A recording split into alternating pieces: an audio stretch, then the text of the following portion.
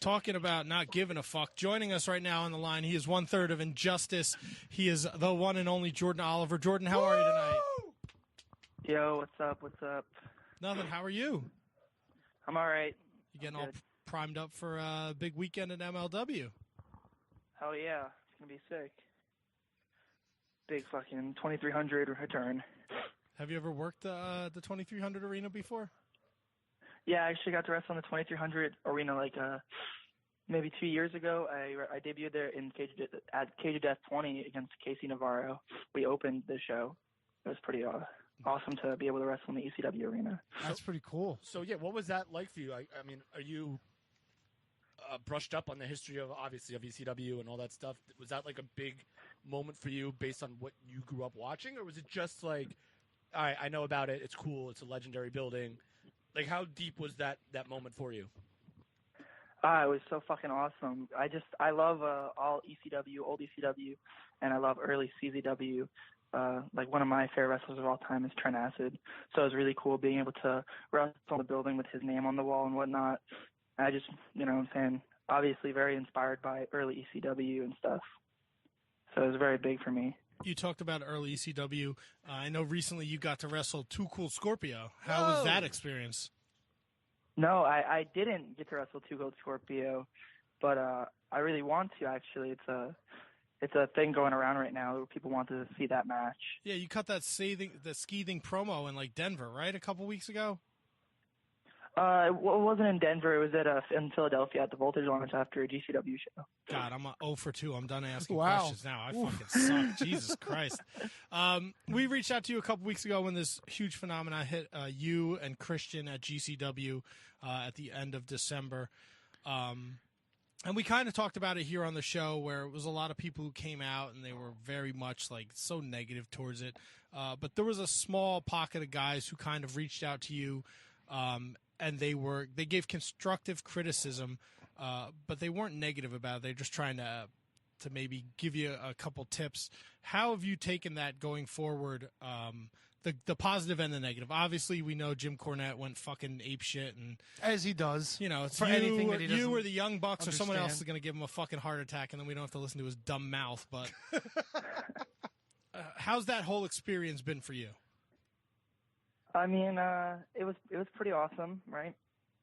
Just because people were talking, that's really cool. It was really cool being able to. My favorite wrestler, my number one favorite wrestler ever, is Will Ospreay. So it was really cool that he got involved in the conversation. I really got to speak up to a lot of really good guys about the situation, and you know, a lot of people really enjoyed the spot, and some people liked it a little bit, not a lot, and then there's a lot of people that really hated it. And the people that hated it, that wanted to come at me sideways on Twitter, like they had some sort of, you know, big Twitter dick or something. I don't give a fuck about anything they said. You know, I don't care what Jim Cornette said. I don't care about what Justin Credible said, Finley. You know, I don't give a fuck about any of those guys, because those aren't the kind of guys that I would go to advice for anyway. I'm just going to start out by saying this is the most incredible interview we've ever done, and we're only about 3 minutes into it. And so you kind of just answered it a little bit, but you're a young guy in the business with experience. I'm not going to just shortchange that. But how do you plan on handling, you know, the wrestling media, you know, the Twitter accounts, all this stuff that might either praise you or literally try to tear you down? Not maybe not on purpose, but like there's gonna be criticism along the way, and you know that. Being a young man in this business, how do you plan on handling that in the future? I mean, I'm just going to handle it the way I see other great people handle it.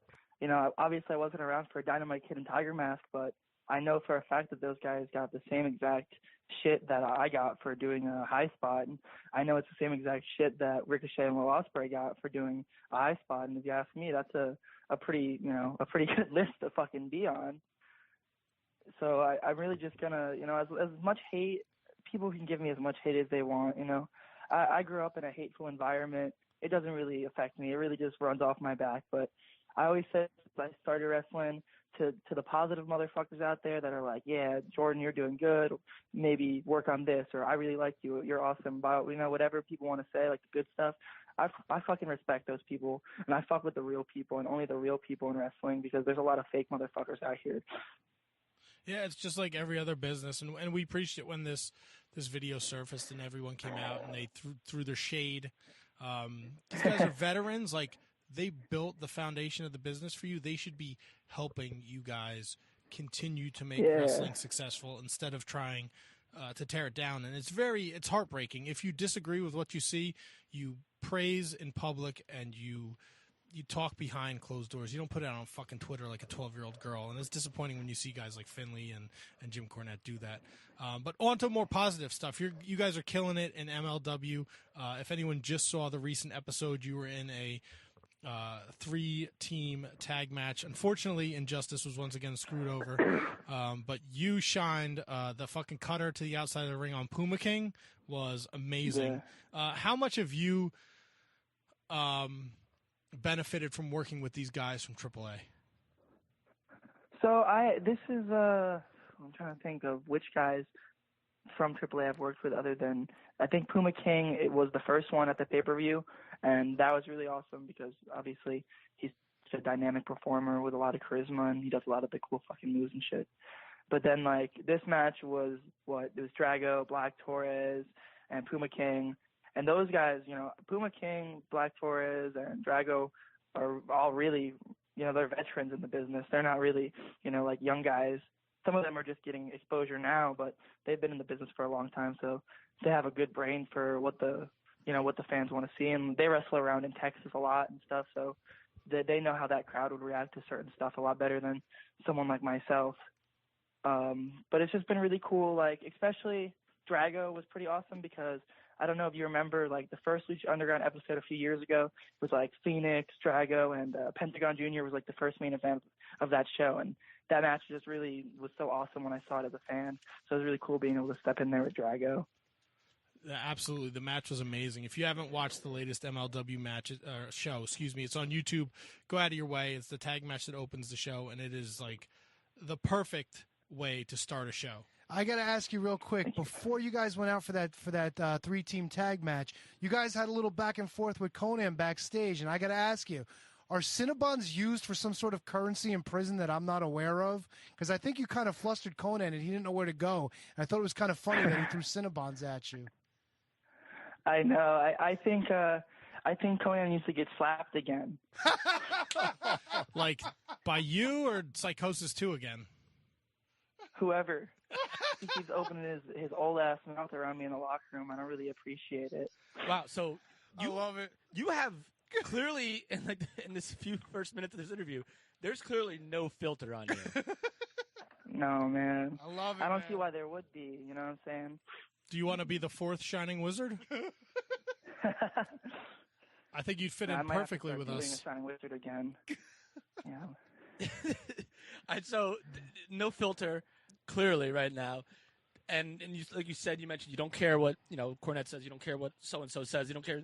Do you ever feel like in the back of your mind that one day there might have to be a chance where you might have to care what people think about what you say?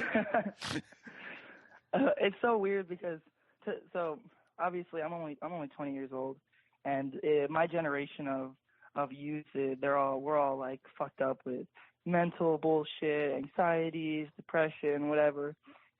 So I'm pretty anxious already about what people think about me. But I just grown up to realize it doesn't fucking matter. You know what I'm saying? Like, there is some people that I care about what they say, and it maybe affects me a little bit inside. But I never give a fuck about it after that minute or 4 seconds of like, oh, you know what, this guy thinks that, whatever. He's a slapdick anyway. I don't need that negativity in my life. I just want to be here to be a positive influence to the young wrestlers, the wrestlers that are younger than me, and the wrestlers that are my same age but don't know what to do to, get over, or they can't get out of their little environment. I want to show all those guys that you can do it as long as you do it your way. Fuck what everyone else says. Obviously listen to the right people, but there's a lot of slapdicks out there that are going to try to hold you down. So who are the right people in your life right now that give you advice? I want to know who the slapdicks are. Yeah, well, we could go both ways. Bringing back slapdick. I like that. I'm bringing it back. Yeah, got to shout that one out to Jackson Stone. he gave that one to me. So but, who some are of they? the good people, in wrestling right now that have been really, really gracious to help me out as much as they have been like Jimmy Rave. He's obviously Nice. one of my biggest mentors. Rich Swan, David Starr, a lot of guys Nice. like that. Even like Danny Daniels at AAW, the promoter there, he's been helping me a lot and giving me a lot of great advice. And there's just Sammy Callahan. There's a million good guys, you know what I'm saying? There just happens to be a lot more bad guys. Unfortunately, how much does it help that Court took you and he put you with Kodo and Myron? Oh man, it's awesome. It didn't even cross my mind when I first got signed to MLW that I would be able to work with Myron, because I don't know, maybe not a lot of people used to know this, but we backyard wrestled together in like the same sort of circle and whatnot. Some sort of the backyard wrestling community is so weird outside of, it's like the indie wrestling bubble, like where there's promotions in, New York, all these different states, like North Carolina, and backyard wrestlers will travel to different promotions across the state backyard wrestling nowadays. It's so awesome. But Myron was a part of that in Louisville, and I was in New York, so we had talked a little bit already when we were like kids. So I've known Myron since I was like 12, 13. So it was really cool being able to actually work with him nowadays when he's such a talented in-ring performer. Like he's just really fucking good, Yeah. And then Kodo, I didn't know much of him before MLW, but it's really cool too because the first MLW match I watched was him versus Myron, and now we're all together, so it's pretty awesome. What was your backyard gimmick? It was just the same thing. Just Jordan Oliver? Yeah, I was. When I first started, my nickname was the most dangerous man in backyard wrestling because I really like strong style, and I wanted to be unsafe. How did that go? Because me and Tony, before you were born, which is disgusting that I have to say that, we also did backyard wrestling for many years. We did not travel though to backyard wrestle. Yeah, that's a new one. I love it. I mean, we got some online feuds with some other backyard wrestling promotions, but I wasn't going to fucking Canada to fight some other backyard wrestler. But we managed to do it for a number of years, and thankfully no one ever really got we watched the tape sometime, and I'm like, wow, I can't believe I'm not paralyzed. How much did that help your backyard wrestling when you actually started training? Like, you kind of figure out the nuances, or maybe there's like one guy who maybe did like a year at a school, and he comes in and he's like, I'll show you to do a collar elbow, I'll show you to do a back bump. Like, yeah. Did that help when you decided to take the next step into the world of professional wrestling? I actually started professional wrestling untrained. So my first two matches, I was not properly trained. Like maybe I'd been to the school one or two times, but I had my debut match untrained, and then I was like, I was fine enough to get by, like nobody was like, oh, this guy's untrained. But my third match was against Coco Beware. Oh, the Birdman. Oh, no. Oh, boy. His bump card was already filled up, huh? Yeah. It was a tag match. I was just going to the show to help out. And the promoter was like, "Oh, do you want to wrestle Coco Beware?" I was like, "Fuck yeah, Brainbuster."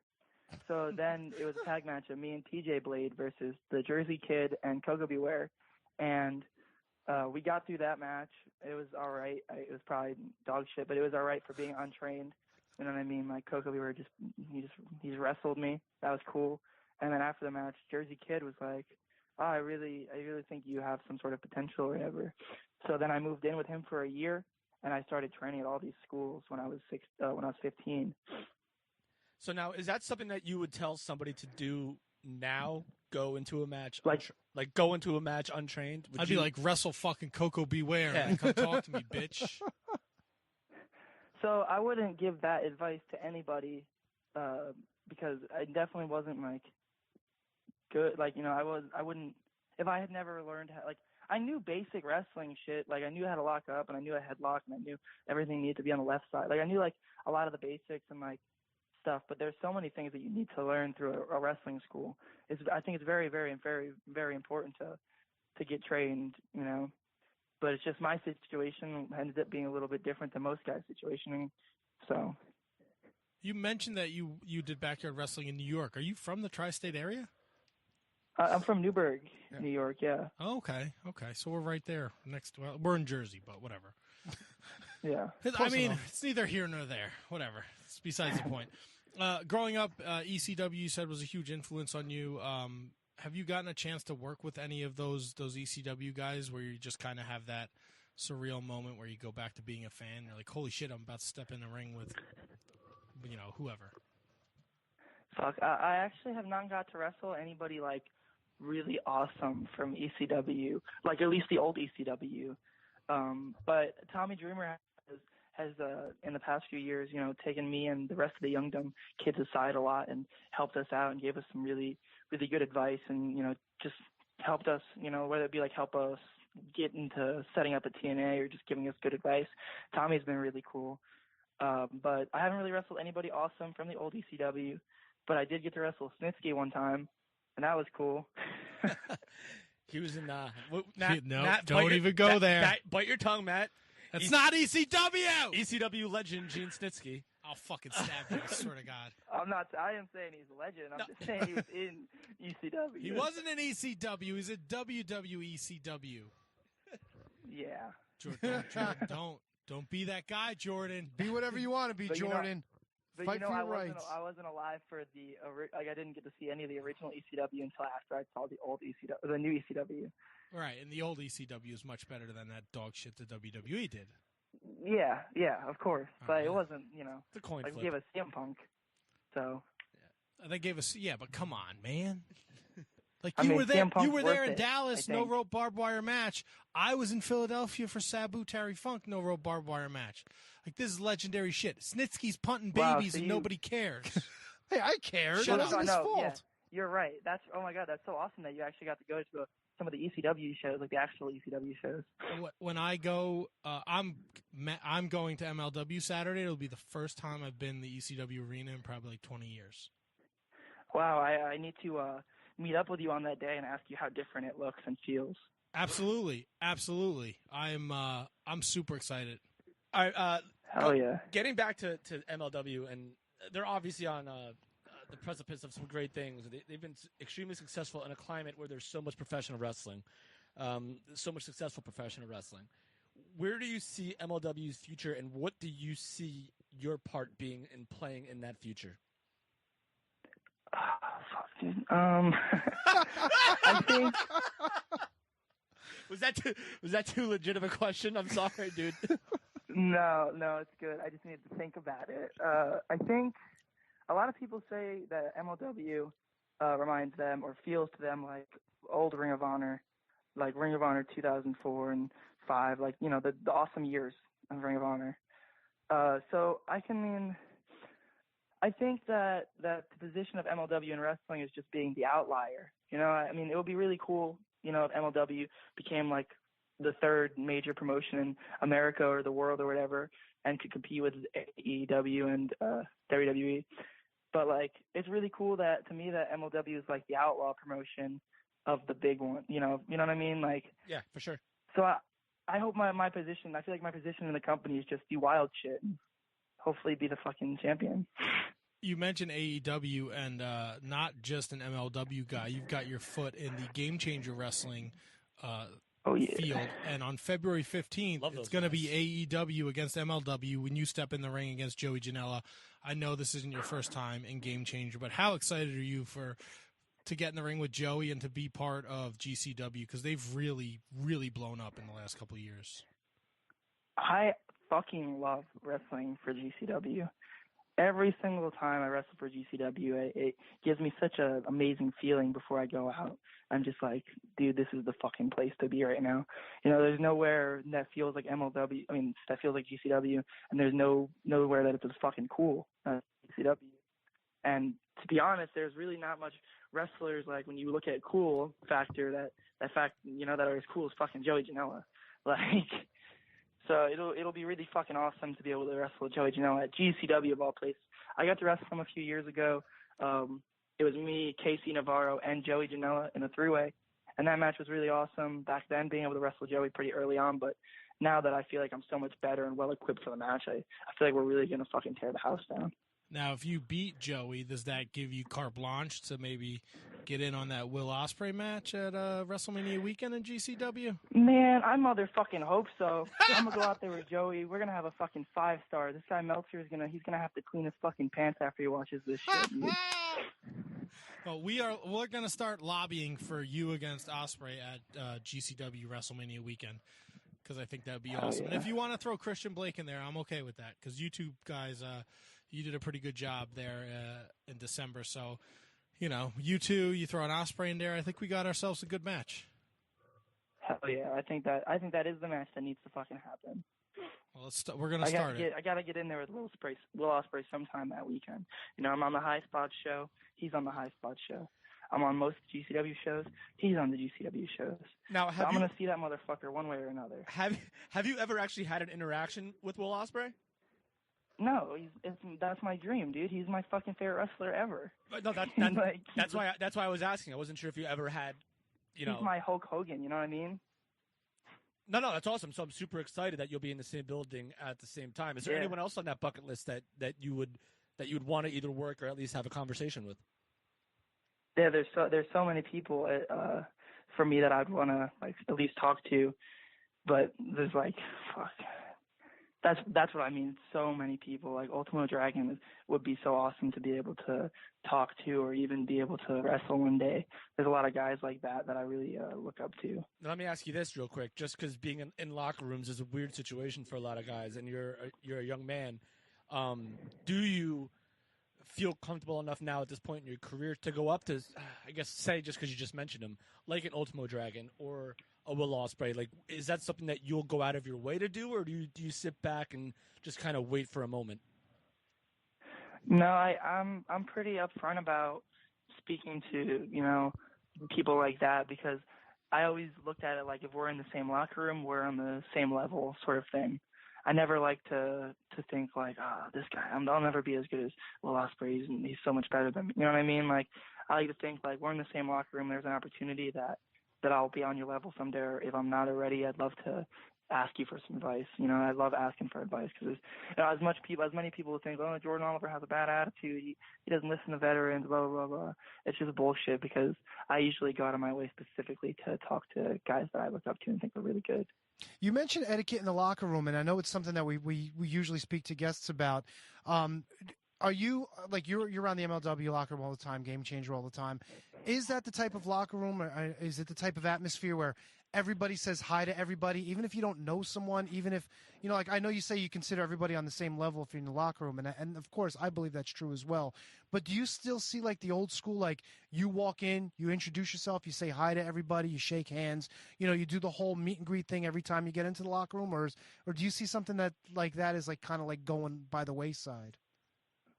So GCW and MLW specifically, I always see that, because those two families, the roster is pretty tight knit. Even at GCW when the debut guys will come in, but for the most part, GCW is pretty much a very tight roster. Everyone there is great friends and whatnot for the most part, And same at MLW, but I definitely do see that as a passing trend. I don't think that we're going to be shaking hands for much longer, just because not everyone needs to be friends, I guess. I don't know. It's a weird thing. A lot of people are so weird about shaking hands in the business, because you have to, but if you have, if someone misses you, then you guys have heat, even if you don't have heat. And a lot of times it creates a bigger issue than it needs to be, I think.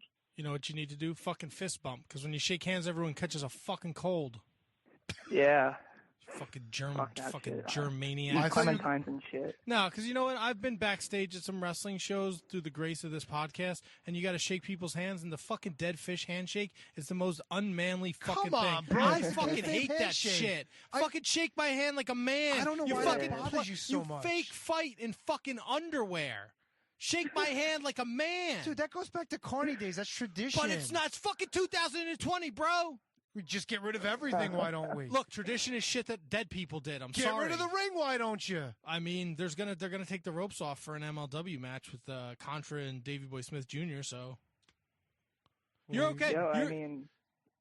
You're okay with shaking hands, but when Low Life Louie brings a fucking dildo in the ring and he hits you in the face with it, you think that's wrestling. And I love Louie. Yeah, you're asking me. Fuck. Well, dildos have a place in wrestling. Why not? Jordan, the dildos have a place in wrestling.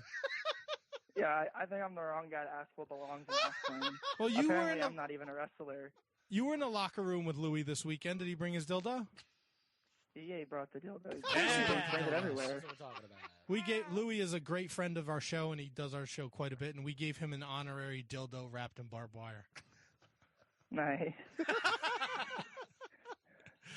Jordan, it has been a pleasure. At the Jordan Oliver on Twitter, give him a follow. He also has a pro wrestling tee store. They're doing their big sale this week, the next 3 days, so it's 15% off.